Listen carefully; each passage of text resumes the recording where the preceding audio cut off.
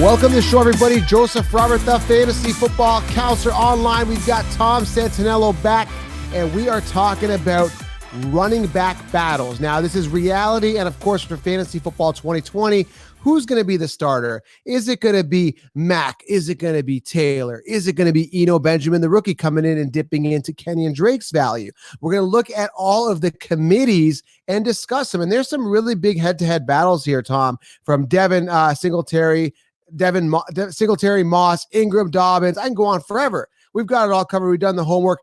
I want to introduce you, Tom. What's going on, man? Nothing much. How you doing? What's going on? I'm good. I'm ready for a fire and ice. If you guys are new, we want to implement more of a realistic approach to regular football as well. So we've added the fire and ice where we're going to be talking open talk about reality football. But in this case, there's going to be a lot of fantasy involved as well because it's these running back battles. So you got to know who's going to emerge on the depth chart.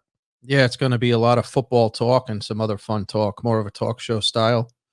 All right, Tom, where do you want to? Okay, before we start, actually, I keep forgetting here. How can we forget? 16-round draft solution. Head on over, guys, to thefantasyfootballaccounts.com. There's also a link here below. Get the 16-round draft solution. It's going to help you guys crush your leagues. And if you guys have any fantasy questions below, leave them here on YouTube. I'll try to get back to as many people as I can. And, guys, we're really pushing Spotify for all you audio listeners. A lot of people getting back to work. Make sure you guys subscribe. There's a link here below to the Spotify channel. Make sure you guys click on that. And then you got us on audio in your back pocket for sports, everything, and fantasy football. All right. So, Tom, who do you have first here? What committee do you want to talk about first? And who's going to emerge there? So what's the first committee? I mean, if you want to go committees, I call it more competition. Yep. I think there's a difference people need to understand. Some people are more apt teams to go with the committee. Some of these battles aren't a committee. They're about a competition. So that's a big thing that you have to distinguish. The competition is somebody who's going to probably win the job. If you win the job, it could be later in the season. Then there's going to be the committee factor where you could be like a 49ers team where they're going to go with the hot hand, which sucks.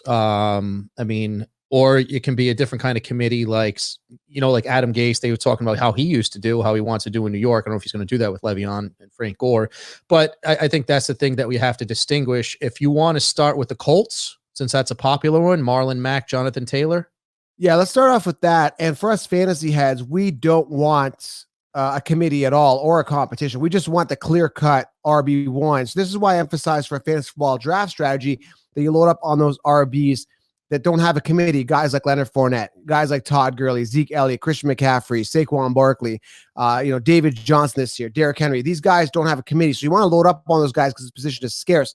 But then you look at some upside players like Jonathan Taylor, love the upside. He's been knocked a little bit for his pass catching ability.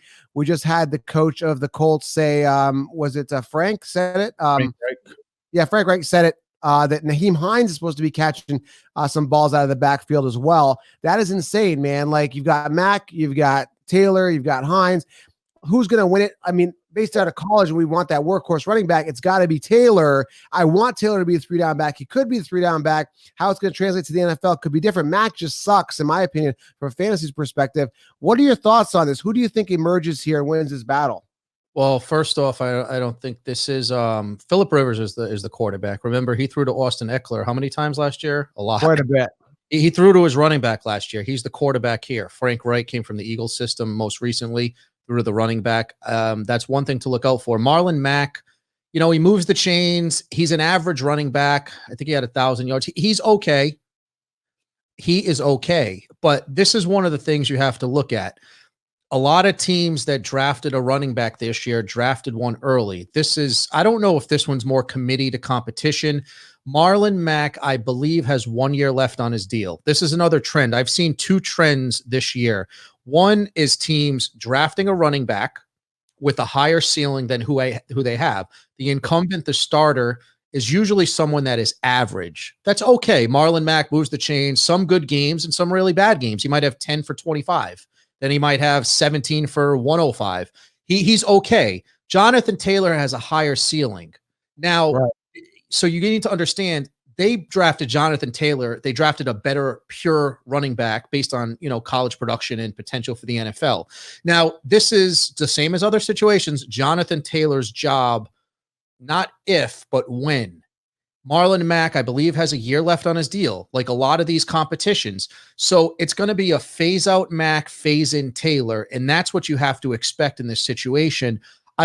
A lot of these running backs, a lot of teams don't want to sign running backs to second deals. Then you're going to have Jonathan Taylor on a rookie contract in his second year, being the man next year. Now, I know you want to talk about this year.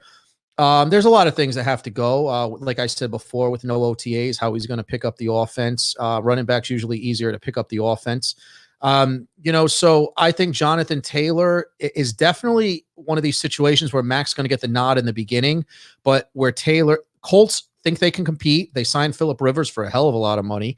They have they traded away their first round pick for Buckner to shore up that D line. They want to compete. They want to win. They have a tough division, not the best division, but it's it's the Texans. I don't know what the Jaguars are going to bring, but it's the Texans. The Titans. It's going to be a tough division. So I think they're going to go with Mack in the beginning, and I wouldn't be surprised if Taylor won the job the second half of the season. Yeah, I mean, I see that too. Right now, his ADP second to third round, and I think a lot of people will invest in him. So if you guys do invest in Taylor, make sure he's part of a three-headed monster with the robust RB strategy, which I really, really hammer in people's heads. So, maybe if you get Taylor, mid-second round, you could have gone Henry, Taylor, come back around, get yourself a Gurley, someone like that. If you can get him in the third, Gurley's going in the second, but someone in the third that's going to be secure. So yeah, Taylor will emerge. I think they're going to phase out Mack, like you said. Naheem Hines, he's going to probably be a pest too, right? He's going to come in, catch some balls. Maybe Phillip Rivers will throw it to him, right? Maybe a little bit. I mean, he has a history of throwing to the running back. Yeah. And Taylor's got a history of not catching many balls. I think he caught like 26, which wasn't bad last year in college. Well, Wisconsin doesn't throw the ball. I'm sorry to interrupt you. Wisconsin doesn't throw the ball much to the running back. I don't know. I think the jury's still out on and if he can do that. It's not like A.J. Dillon in Boston College, even though they don't throw the running back, but where he just really didn't have that talent. Some guys just don't have that ability as much. Right. So approach with caution with Taylor. And again, it just pisses me off as a fantasy head knowing that, why do you have him? Like, don't put him in a committee. This guy deserves to be the guy. All right, let's move on here. What other committee are we going to discuss here that you have? Okay. I mean, the rest of that division's pretty much locked up. Obviously with single running backs, Derrick Henry, Fournette, and Johnson. Yep. I'm gonna, I'll head over to the AFC North has two really good battles in my mind. We can start with the Ravens. Mark Ingram, similar situation as below. He's going into his 10th year into the league. 1,000-yard season, solid but not spectacular. He moved the chains. He played the game. He's a really, really a good leader in the locker room, a good teammate. But listen, like I said, he's going into his 10th season. It's another one. It's not a matter of if, it's a matter of when J.K. Dobbins takes over the job. He's not someone that's going to complement Ingram in a way like how Kamara came in when Ingram was with the Saints and was more of a touches guy, which you can put him in the slot. He can catch the ball. J.K. Dobbins is a beast. It's going to be his job. Ingram, he's not in a contract year, but he has 1 year left for $5 million. Probably not going to be on no more guaranteed money. So this is another situation. They drafted a player with a better ceiling, with a guy who's probably going to not be on the team next year. So Dobbins is going to be the future running back of that team. Ingram has also battled some injury history. The last, part of the season, he didn't play as up to par as he could have. I think they do want to take some pressure off of Lamar Jackson. I don't think they want him to run the ball as much either. So I could see Ingram starting off with the running back and Dobbins, same thing as Indy, slowly just taking over the bulk of the duties.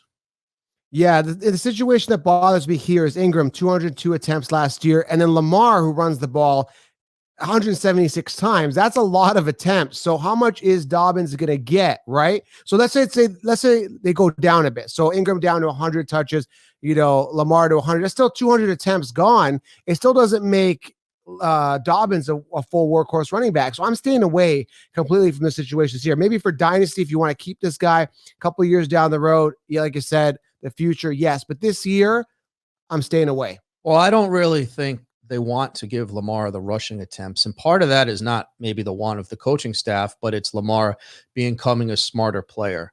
You saw it with Deshaun Watson. He became a little smarter. He will still run the ball, but they're not running it those type of quarterbacks, he's not going to be running it as much. The older he gets, the more you learn to take care of your body at the quarterback position. You've seen guys not do that and really get beat up. I mean, RG3 is a perfect example from a prime rookie year. But those guys that move around like that, they usually don't last. The real good guy that can move around is Russell Wilson's, but he scrambles to throw the ball, not to run the ball. And a good quarterback to become great that has that kind of ability, athletic ability, learns to scramble to throw the ball, not to run the ball. And the name of the game, I'm sorry, fantasy wise, it's to win the game, not which, it helps if you have Lamar Jackson on the fantasy side, if he runs for a 45-yard touchdown, but they need to protect him. He needs to be healthy. So I think they're going to, and Harbaugh has a history of being, being a good running team down in Baltimore. So I really do think, you're right, it's a tough situation in the beginning. There's a lot to go around between the two. I think eventually Dobbins is definitely going to take over that job and be, a 1,100 yard rusher on that team for the next couple of years. Yeah, I'm staying away. And you can get this guy, Dobbins, in around the 6th round. His ADP is fluctuating. People are hesitant on him. He's coming off earlier, sometimes later. So stay away from that situation. That's my honest opinion. All right, let's move on. Next committee we're talking about, or, battle. That division and go with the Steelers. I don't know how much of a battle. This is a weird situation. James Conner, he had a good, 2018. He didn't have a great 2019, battled some injury history. Also, Ben Roethlisberger wasn't there. So, right. And their quarterback play was, can you say it was worth it? A little bad. It was really bad. And their defense played well. They kept him in some games. I think Connor just came out and said he wants to stay in Pittsburgh forever. I mean, he played college ball there. He was a good story. I think he's a cancer survivor. Right. He's a great person, great character. They probably will keep him. I don't know if they're going to pay him. Another guy going into his, I think he's going into his contract year too. Same thing. Right. Anthony McFarland, they drafted him in the middle of the draft. He had a really bad 2019 at Maryland. I don't know if he battled some injuries. 2018, he had a really good year in Maryland. So this is a gamble pick. I don't know what they're going to get out of him. A lot of people don't know. A lot of teams I know, that was a high pick that's a risk reward type of pick. And I think they're hoping to hit a home run with him. Connor's job to start. Steelers are a loyal organization. They're going to run the ball, but keep in mind, sometimes even when Le'Veon was there, when Ben, he would throw, for 400 yards some games and they have 7-8 rush attempts. So Connor's going to be the man to start the season. And I think he will hold on to the job pretty much most of the year because he's not a bad running back if he stays healthy. If not, McFarland will get the opportunity. I'm staying away from the situation. They've also got Snell there, who wasn't much of a factor even when Connor was down, but I'm not concerned about him. McFarland, like you said, 2018, a better year, but never caught a lot of balls. 7 receptions in 2018, 17 in 2019. You would think if they want to phase Connor, they get a better pass catching running back. What did you think? I don't know. I mean, they have they have Roethlisberger, slinging the ball. I think with Le'Veon, they threw him the ball. He was just an extraordinary talent, and they didn't just throw him the ball in the backfield. They lined him up in the slot a lot of times. So the Steelers are an organization. They're very old school. They're not going to force anything. They've always believed in the big backs. They've always believed in a pure running back. Le'Veon was a special talent. So, if you go back and look at Kevin Colbert as the GM, his drafts and the running backs he's taken, he's tried a couple gimmicky players like Dre Archer a few years back. Right. I remember him. He didn't last. He was there a couple years, but sometimes he does go for that kind of, little weaponry, that little home run type of thing. They take their chances, but I think they love Connor there. I know that. I know they love him, and they're going to give him the shot to be the one. Well, that's what Tomlin was saying, that he's going to work him, but I'm still not sold on Connor. And again, I don't want to hold any bias. People are like, you're so biased. You hate Dalvin Cook, but you like everyone else. I'm going to say the same thing with this guy. Hasn't finished a season. How do I trust this guy? I mean, his value is good. He's not going in the first round or anything. You can get him, 4th, 5th, 6th round, depending on how many people in your league and where he goes. But I'm just going to stay away. There's other guys I like this year, and Connor isn't one of them. But yeah, he could definitely get the start. And I don't even know if McFarland's good enough to take the starting job. I'm just not sold on him being the guy yet. So, McFarland's a risk. Exactly. So I'm going to stay away. Touch him. Staying away. Mind you, I like Chase Claypool super late, and I like Deontay Johnson there. So I'm not staying away from everything Steelers. And Big Ben, man, talk about a fantasy football sleeper. Great value. Got a haircut. Yeah, he got a haircut, which means he's ready to go. All Listen, right. Ben is a great player. All these people saying he's always showed up to play. He may have Right. thrown bad passes in bad games, but he's always showed up to play. Exactly. And he's going to bring it. He's got a lot to prove this year. People have write him off, and he comes back, and who knows? Quarterback's tough position, but I have a feeling that's going to be a tough team in that division. I don't know if you want to talk about the Browns because I don't see much competition there. Do you? Oh yeah, 100%. I think Kareem Hunt is better than Nick Chubb, and I keep Oh talking my about this. God! I'm going to keep talking about this. What are you really?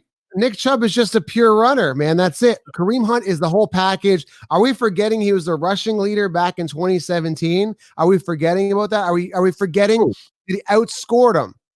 He outscored. I want everybody to know this. I want everyone to know this. He outscored him in PPR 6 out of the 8 weeks they were together. He's a pass catching back. Yes, Nick Chubb will get the volume, but why would I invest a first round pick in Nick Chubb in fantasy when I can get Kareem Hunt in the 6th to 7th round for value? I'm staying away from the situation for fantasy completely. It's going to be a 50-50 split with slightly more carries, maybe to Nick Chubb, obviously, and maybe Kareem Hunt can come in. Why don't you think Kareem Hunt is that good?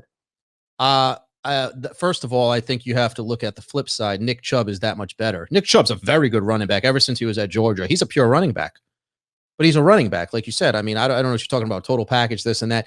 He's a running back. He puts up numbers. He gets the job done. He's very, very good. He's a very good football player. You put you in there and catch more balls than Nick Chubb. He got no receiving touchdown. About that, I'm talking about. Listen, the new coach came from the Vikings.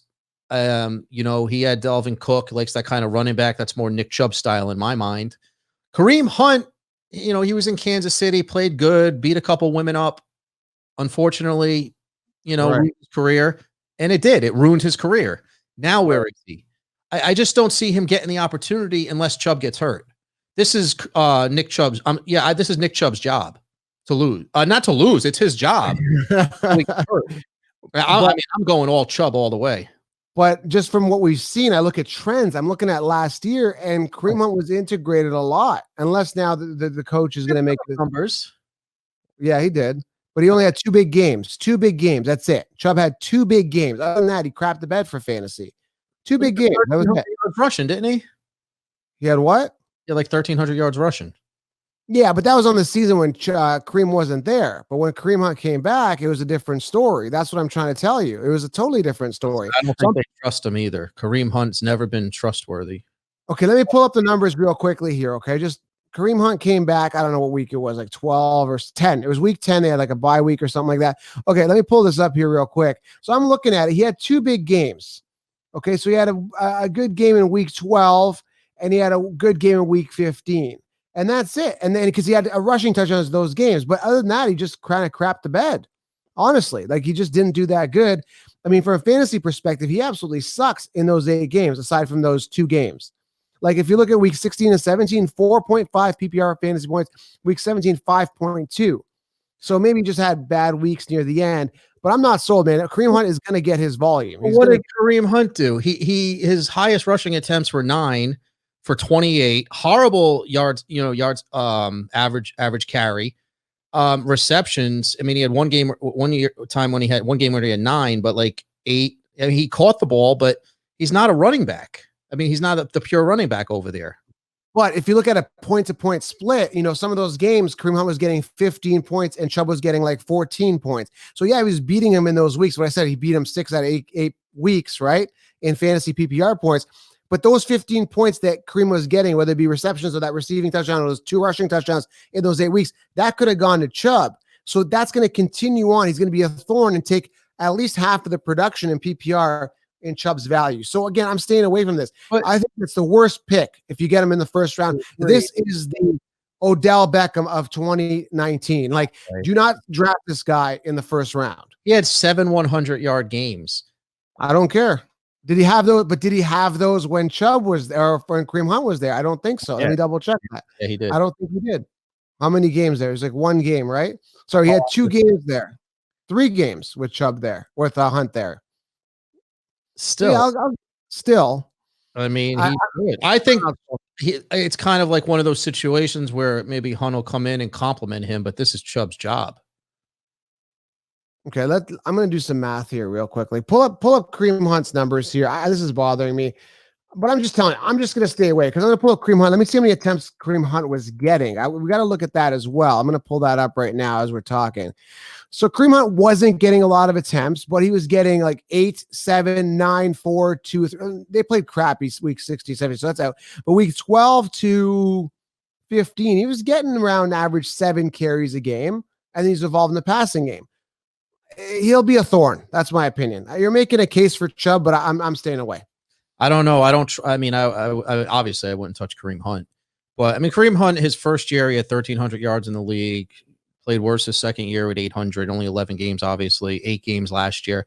I just don't see him getting the opportunity. Nick Chubb's a better player. And I'm talking realistically, you know, I'm not, you forget about fantasy for a minute. I'm telling you just the way it is that the team wants to win. They trust Chubb as the running back. No coaching staff is going to trust Kareem Hunt as far as being the man. I mean, he's, you know, those issues he's had and everything, but I really do think Chubb's a lot better of a player, pure running back. Yeah, I'm not saying really that, you know, I kind of said Kareem Hunt's better. If he got the same amount of volume, he could do some damage, but I'm staying away from Chubb because Kareem Hunt is there. And if you are going to go one of these backs, I'm getting Kareem Hunt in the 7th round instead of a 1st round pick. I'd rather get a Jacobs in the 1st round and then come back and get Kareem Hunt. All right, let's move on with this one. This is going to be a big debate here. I'm going to go on all day. What's the next running back committee you want to talk about? There's so many more here. Let's rip through a couple. I mean, we can go straight to, we're going to go to the Dolphins. No, I don't even want to talk about Dolphins. Don't draft anyone from Dolphins. Jordan Howard, I don't care about those guys. Jordan Howard's a good football player. If he stays healthy, he's going to, he did good last year. He sucked. I wouldn't trust Breida, but just telling you, Jordan Howard, he'll be a good running back if he can stay healthy, and he'll be the man over there. But I'll move on. You know, Dolphins, you're right. I wouldn't touch any of those guys, but the Bills can be another one. This is an interesting one. Now, Moss, he's calling himself Boss Moss or Moss Boss. He's comparing himself to Marshawn Lynch. He's coming in. He made some sort of statement. I posted it on my Instagram. I got to pull this up here. Bottom line, this guy could be a workhorse. I think the talent is there. He looks good on paper, and he's got that attitude. And Singletary's a small guy. I've watched their training camp. I actually went to training camp when McCoy was there. He was really small compared to LaShawn McCoy. So Zach Moss says, this is a quote here, anybody who wants to tackle me it's going to have to be a business decision. So I'll pull that up on the screen. I posted on my Instagram. Anybody who wants to tackle me, it's going to have to be a business decision. Zach Moss. So this guy's got some swag, man. I'm telling you. Well, first off, I think I said it before when we did the draft special. He's a great running back, could end up being the best running back in this draft class, but I wouldn't run my mouth before I go into the league, dude, because there's some kind of player that's going to go out there and shut him up. I mean, that's you do not want to do in the NFL.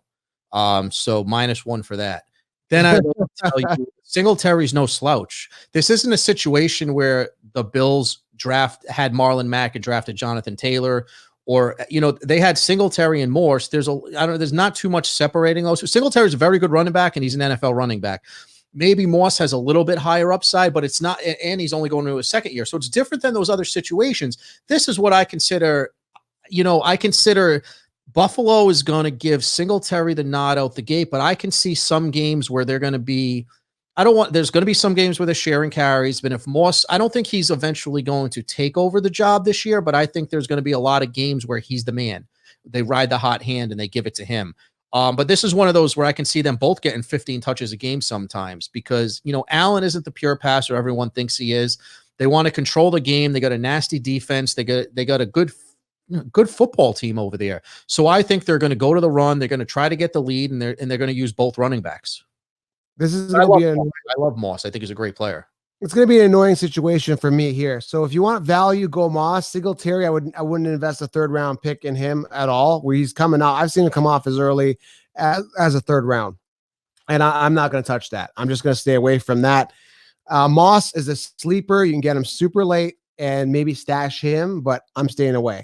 All right, this is a situation everybody's asking about this one here. A lot of question marks here, and the situation is the Chiefs. Okay, so they just acquired in the end of 1st round. The Chiefs acquired Clyde Edwards-Helaire, exciting player, low center of gravity, compact, strong, can catch the ball in the backfield, looks exciting. And his average ADP is in and around the second round. That's where the fantasy heads, the consensus have him. The mainstream sheep have him there.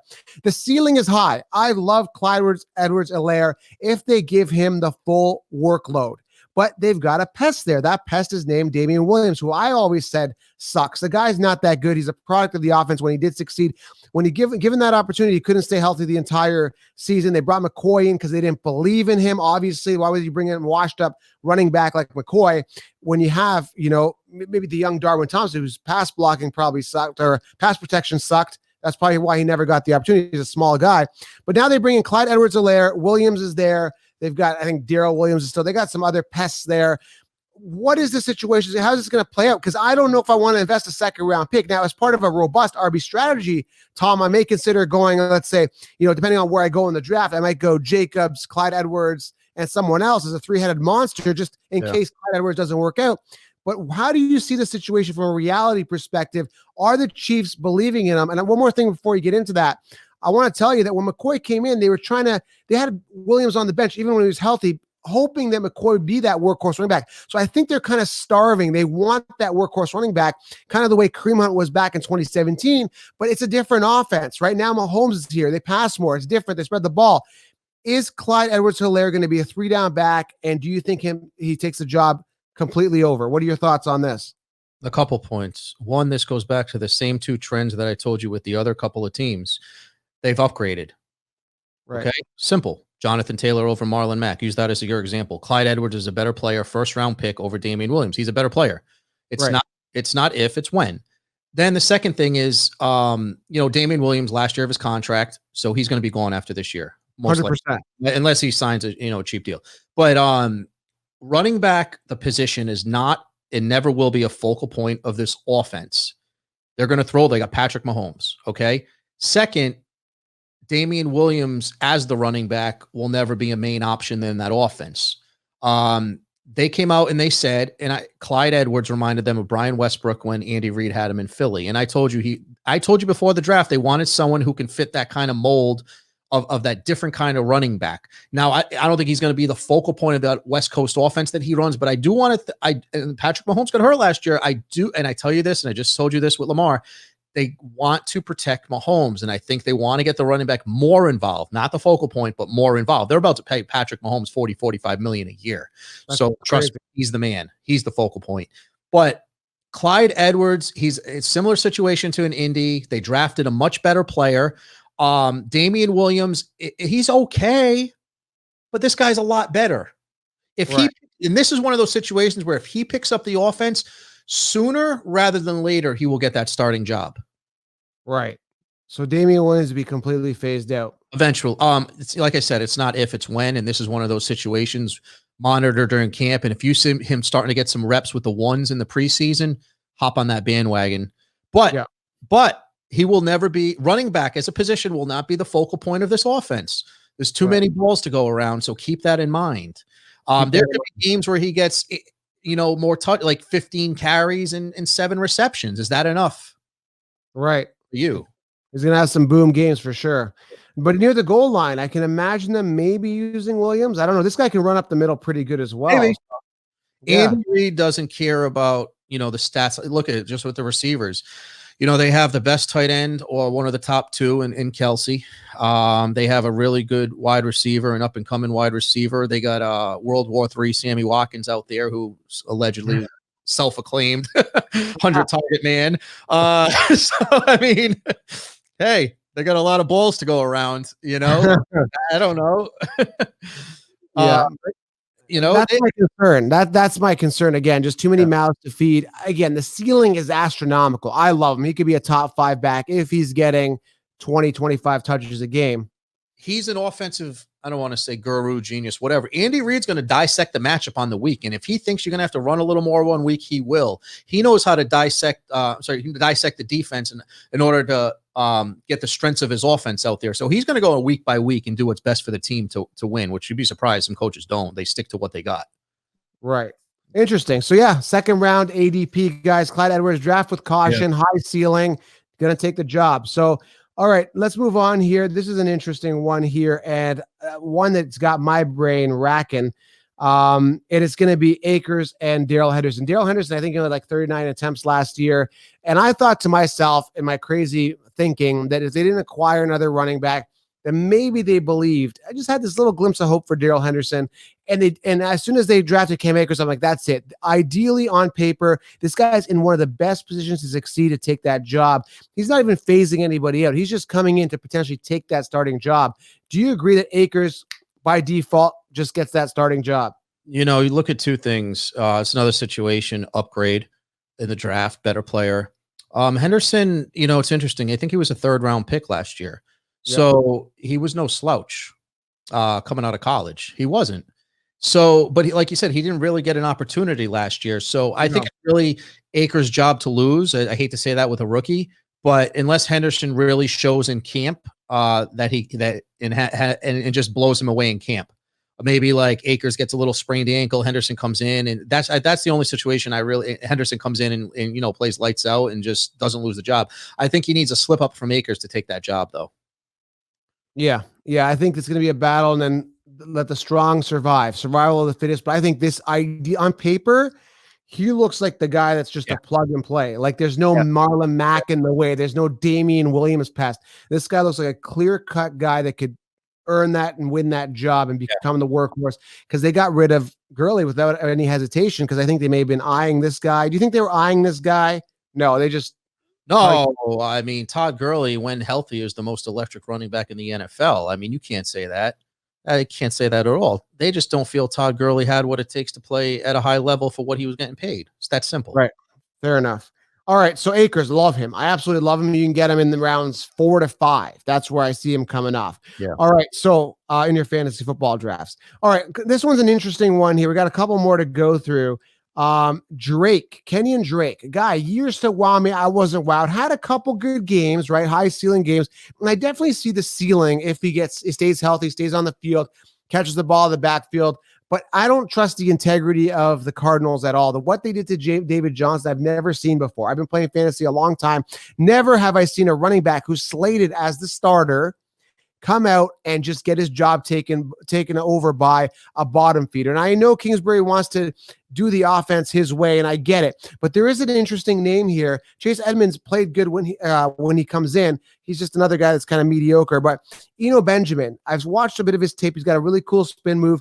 He's out of Arizona State. He's ironically playing on the Arizona Cardinals. Could this be another Philip Lindsay type situation where Eno could be the guy? Because we know Drake isn't phenomenal. He's like a Damian Williams to me, in my opinion. Oh, I mean, you got to look at a few things in this situation. They traded for Kenyon Drake, so they obviously wanted him. Maybe their GM, Steve Keim, always liked him coming out of college. Maybe he thought Miami wasn't using him the right way. And it's not like he came from a team that was stacked with running backs where he didn't get the chance. Miami, you know, doesn't utilize a lot of guys, right? You know, they've been a doormat for a little while. But Kenyon Drake, he will have the first shot to get the job, and it will be his job. He will take it. I'm not sure how his potential is. He already had a few good games last year, especially towards the end of the season. You know, listen, Eno Benjamin was a 7th-round pick. You do not draft players in the 7th round to be the heir to any throne. Most 7th-rounders do not make it. You need to look at that first. With that said, can he make it? Yeah, anything's possible. Eno Benjamin's interesting because his 2 years ago in college, he had a really, really good year, and he was supposed to be an early round draft pick. Now, I did not – I'll make some calls, but I don't know why he fell in the draft. He was supposed to go higher than he did. I don't know if it was off the field. I know he didn't have as good of a year, but I don't think that was the only reason, because you look at some things and you see he's better than, say, Anthony McFarland from Maryland. I don't know if it was character. I really don't know. But all I do know is Eno Benjamin has more talent than the normal 7th rounder. First, he's got to make the team. Let's start there, because most 7th rounders don't make the team. He was a 7th rounder. You have to keep that in your head. And right. I drafted guys 7th rounders, but you don't draft a guy in the 7th round and count on him to be the starter. That rare situation with Lael Collins 5-6 years ago. Yeah, because there was that murder charge. Okay. But the Cardinals are a throw first team. I don't know if they're going to get the running back too much involved. He's already doing ads. Look, I'm pulling it up here. If you guys are watching on YouTube, he's Oh, doing an ad for some sort of soap company. So he's right in the groove, man. He's gonna make the team. Look at him. He's getting advertisers. He's in the shower. he's got a lot of work to do to make that team, and they don't have a lot of competition, so he does have a really good chance to make the team and prove himself. Kenyon, and the other problem is Kenyon Drake is on a 1-year deal. Right. He's on there that tag. He's got a lot to prove. This is a contract year for Kenyon Drake. He's never really had a pure opportunity. I would stay. I mean, I don't know. I mean, if you have to take anyone, I would take Kenyon Drake just because it's kind of like a risk reward type of situation. I just don't know how much they're going to get him the ball. They're going to throw the ball a lot. Kenyon Drake, I mean, coming out of Alabama, he was a very, very good player. But he just never really materialized. Could this be the year? I don't know. I don't know. I'm not a buyer. I just want to make a point here. It's just one of those situations where, like Drake, years to while, I was a wild. I'm not sold on him being that workhorse running back. So all I'm saying is, Benjamin, just if he's there late in the draft, just stash him because you never know. If there's a situation where a 7th rounder, an undrafted guy comes in and could take over that job, this is that situation. Because a lot of people say, where's the next Phillip Lindsay? How he kind of broke out that year. Yeah. He's not that great anyway. But if he was that great, we'll get to that in a second. He would have, they wouldn't have acquired Melvin Gordon, the Broncos. But this could be that situation where Eno could come in. If he does well, I don't think the barrier to take that job is really hard to get past. I mean, that's like a pure sleeper, though. Yeah, deep sleeper. He's got talent. I don't know how he's going to pick up the offense, but whatever. Next. All right. Couple more here. This one's an interesting situation here. Swift and Kerryon. Now, I hate Kerryon, not personally, but I hate him for fantasy. He hasn't been able to stay healthy. And if they really believed in Kerryon, they wouldn't have acquired Swift. Swift going into a situation where now the coaches and GMs are saying this is going to be another committee with a bunch of these bottom feeders. Like, I don't know who they got, Bo Scarborough and all these guys.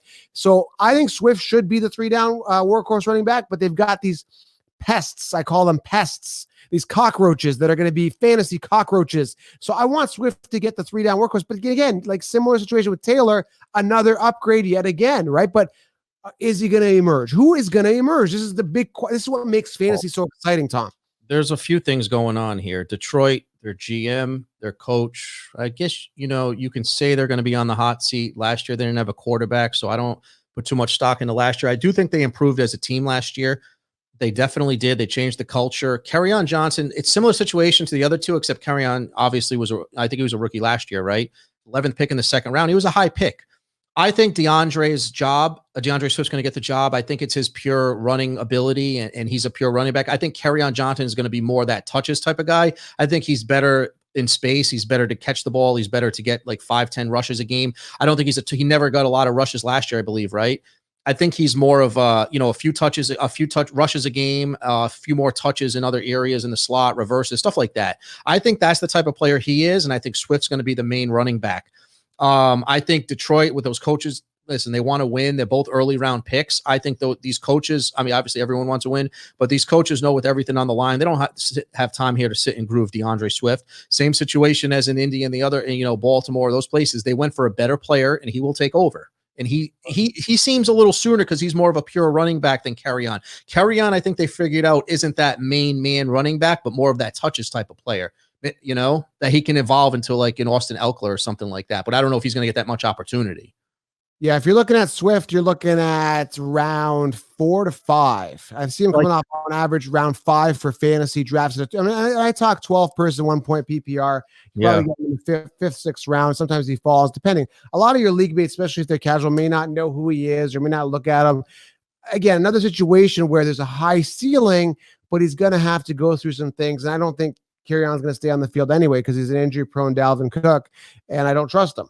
So another interesting situation. So maybe one more here. We know Melvin Gordon. We don't need to talk about Melvin Gordon and Lindsay. I mean, Melvin Gordon should be the we got a couple more. There's a few more situations we can talk about. I mean, I think like we don't have to touch the Bears. Montgomery, it's his job to take a step up. Yeah. We can talk about the Packers and then one more after that. Vikings with Dalvin Cook. I mean, I think it's Dalvin Cook's job. We all know that. There's no competition there unless he gets hurt. The Redskins have about 4 or 5 guys. Yeah, 30 guys. Yeah. I mean, we could talk about that. That's good football talk. We'll talk about that. The Packers. I mean, Tampa Bay is what it is. Seattle. We got a couple options. Let me know what you want to go over. But I think The Broncos, I think it's Melvin Gordon's job. Chargers is a little bit of I don't know.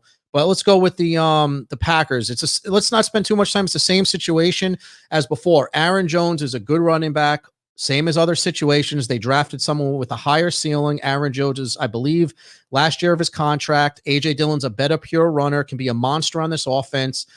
Their head coach was the OC when they took Derrick Henry. I think he envisions plugging him into something like that. They're going to transition out of Aaron Rodgers soon. And it's another thing. It's a matter of not if, but when. And like I said, Aaron Jones is going to he's not going to sign for the minimum next year. I think they're going to phase him out of the offense and give the job to AJ Dillon eventually. I'm staying away from this for fantasy football. Aaron Jones coming off a phenomenal year. I mean, it was a pinnacle year. What do you have, like 16 rushing touchdowns? It's not going to happen this year. It's just not going to happen. I see the Packers throwing the ball a lot more. Devontae Adams staying healthy. And I actually, as a sleeper here, way off tangent here, but what's his name? Lazard, the Lizard. I like the Lizard. Alan Lazard could be a sleeper because they didn't acquire another wide receiver. I mean, they were the mock of the NFL draft. I mean, you've got a quarterback, you get a quarterback. You've got a running back, you get a running back. It is what it is. I guess they're rebuilding or, for the future. I get it. And again, Jones, do not expect those type of numbers. They've also got Williams still there. I think he's coming back. Dillon's going to get probably the goal line work. And I think they're just building for the future. That's just the bottom line. So I'm staying away. There's no way I'm going to pay to get Jones on my team at running back. There's tons of other running backs that don't have a guy like Dillon breathing down their neck. And those are the guys I'm going to target, the guys with minimal committees, staying away from the Packers run game because I think they're going to throw more. Yeah, and I think you just have to look at the Packers aren't going to pay Aaron Jones next year, so they drafted his successor, and it's that simple. One more, Eckler. I got to talk about Eckler. I'm not sold on Austin Eckler. I know he's really high up in drafts. He's coming off like second, third round. I got a bunch of mock drafts here, and I use them as a sample. Coming off too early for me. A guy that I think he had 132 rushes last year. He's never been a starting running back. In PPR formats, he could do well, catch a lot of balls. I'm sure he'll do that, but it depends who's throwing the ball. Rivers is no longer there. They've got now Joshua Kelly. Why would they acquire him if they believe in Eckler, right? It's going to be a different season. Another situation where what goes up must come down. Had the career life. I think he's fool's gold. He's fool's gold, similar to the way that guys like Nick Chubb are, similar to Dalvin Cook, who's going to get hurt again, similar to guys that have that kind of 1 year hit wonder and they kind of fall off. And I'm not sold on Eckler at all being a good running back. He was a backup, once a backup, always a backup. I'm not sold. Forget it. That value catching the ball. I don't think, listen, they paid him some money. He's going to get a chance to make plays. And I think I don't play fantasy, but he's definitely draftable. He's going to get the opportunity. He's going to get the ball. I don't know if he's going to be like Danny Woodhead or better like he was years ago, but he's going to get opportunity. I don't know if he's going to get 15, 20 carries a game, but he's going to get the ball and he's going to get opportunity in different touches. And that's the kind of player he is. And they think he's a weapon. I don't think that organization really makes a lot of good decisions sometimes. So he's going to get the opportunity, whatever that comes. Joshua Kelly, to me, I don't think he was ever a great running back in college. So I don't think he's going to be a great running back in the NFL. No, I mean, he's a sleeper. You get him super late, and I'm not sold on Eckler. Maybe he's going to get some. I don't know. I just don't think Joshua Kelly is like as good as the other rookie running backs at all, like the Zach Mosses and those kind of players. But who knows? You never know. I think we've covered everybody. Oh yeah, Keyshawn. What's that? Keyshawn versus Rojo. Well, we got a couple more that we can just go over quick. Keyshawn, we'll go really quick, rapid fire under these three. Tampa Bay Buccaneers, Ronald Jones, nothing special. Brady's running backs are always all over the place. He's going to go with the hot hand, the James Whites, the Burkheads. Keyshawn Vaughn's going to have some, probably if he picks up the offense, he's going to have some 100-yard receiving games.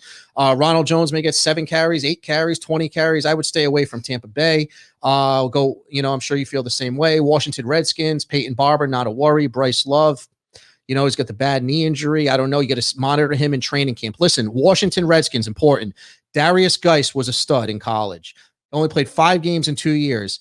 Bryce Love was a stud his junior year. Went back for his senior year. Got hurt. Didn't even have a great senior year. Adrian Peterson's the most reliable running back there, but he's kind of like past his prime, which is ironic. I would keep an eye on Geis and Love. If any of those two emerge as healthy, they will win that job and be a really good running back in Ron Rivera's offense. Ron Rivera's had good running backs in his offense. So I would keep an eye in training camp on how their knees performing and how they perform. If either one of those looks up to game speed in regular season, if they look like they're playing, regular season ready, then you got to take one of those two. The Eagles right now, it's Miles Sanders. I wouldn't worry about that. Is there anybody else? We were just talking about Seattle's a tough situation. Chris Carson, nobody knows how bad his injury was. He's the main back and going to be the man if he gets healthy, but they're eyeing Marshawn Lynch for a reason. Rashad Penny had a really bad knee injury. I don't know what to make in Seattle either. Those three teams, Joe, have the floor.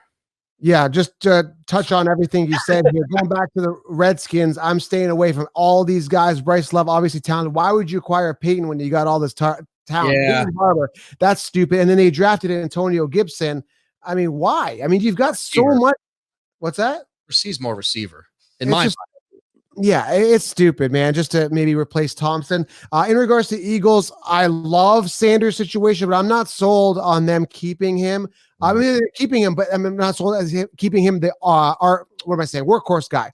They already were talking to Carlos Hyde. I don't know if that fizzled out.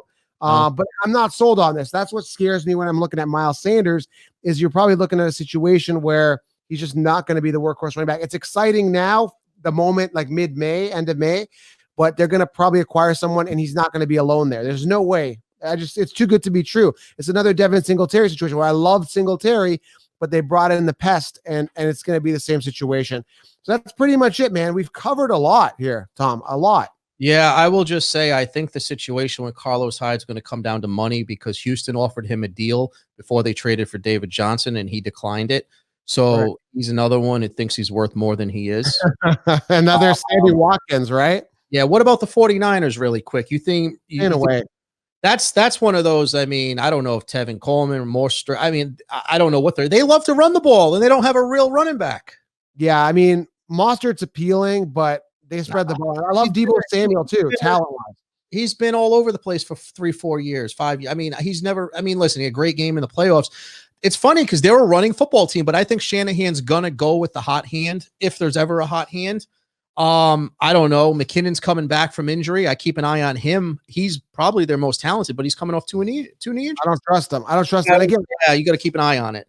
At wide receiver, like I said, I just love Deebo Samuel, but they spread the ball around too much. I don't trust him as much getting that volume. I need a guy that gets 185 targets, the Michael Thomas. But then sometimes I don't want to pay too much for a Michael Thomas, right? I don't like to go wide receiver early or tight end. Kittle could get a lot of volume there, but that's the only guy. But again, not spending an early pick on Kittle. So that's it. There's your fantasy football running backs 2020. The battles. I mean, we've covered a lot. There's a lot of good insight here. Tom adding his spin from a reality perspective, which really helps you guys when you are making a decision on which running back you want to acquire. This is very important because you don't want to invest too much and take a risk. I love this ceiling. So out of all the rookie running backs, let's end it off with this. Who do you like the best? Are you going Jonathan Taylor with the highest ceiling, Clyde Edwards? Who's got the highest ceiling that you feel safe drafting? Not based on ADP or anything. Just who's the guy that's going to emerge and be the top running back, rookie of the year when it comes to running backs? Tough question. I think the best chance to succeed if he gets in early is J.K. Dobbins in Baltimore for sure. But with that said, I don't know your whole point system and all that crap, but obviously Cam Akers has a chance to just get the playing time. I like DeAndre Swift and J.K. Dobbins. I like J.K. Dobbins, and I just think Dobbins. Sorry, he's going to end up being the man eventually, and I just think he fits that offense. Like that's a fit, right? You don't know what the Rams are going to bring you. You don't know what the Lions are going to bring you either. I think DeAndre Swift is going to get a chance there, but J.K. Dobbins, whatever his friggin' name is, he's gonna be the man over there. When I get you talking fantasy, your mind gets all screwy because you're not used to it. But listen, that's okay. So I'm gonna weigh in on mine. This is really tough. Ooh. But if Marlon Mack goes away, I like Taylor the most, but I don't think he will because he said, the pass catching. So Philbert is going to throw it. Mack, Hines are going to catch. So I don't see him being a workhorse right off the bat. Plug and play right off the bat. Highest ceiling is Akers. I gotta go with him. But Clyde Edwards is a close second there. Swift could emerge too. It's so tough. But right now I'm going to lean Akers. But part of me is like saying, Jojo, what about Clyde Edwards here? So it's tough, but we're going to know more once the training camp starts and these guys are on the field. We get some reports and we start knowing who's starting to take over the backfield. You could hear that, first week that Taylor's pass blocking or pass protection sucks. Then you go, okay, well, I don't like Taylor that much. It's like, but I also don't believe everything that I hear also, because sometimes, that could vary. The player comes out. Anyway, we can go on about this forever. Running back battles solved here. We're going to have to do this episode again as training camp starts and do this all over. We have to. Yeah, during the season or the summer. Okay. So, Tom, there you go. Fire and Ice, guys. Make sure you guys subscribe, podcast, Spotify, iTunes. Leave a 5-star review on iTunes, please. We appreciate it. And smash thumbs up here on YouTube. If you stayed this long, you must really love us. And Tom, any last words for the listeners? All good. All good. Tom's ready to go. He's a man of small words. If it's not football, he's not really talking. Yeah, all good. It'll be good. Right. You're ice cold, Tom. All right, man. We'll talk soon, guys. Smash thumbs up, and we are out.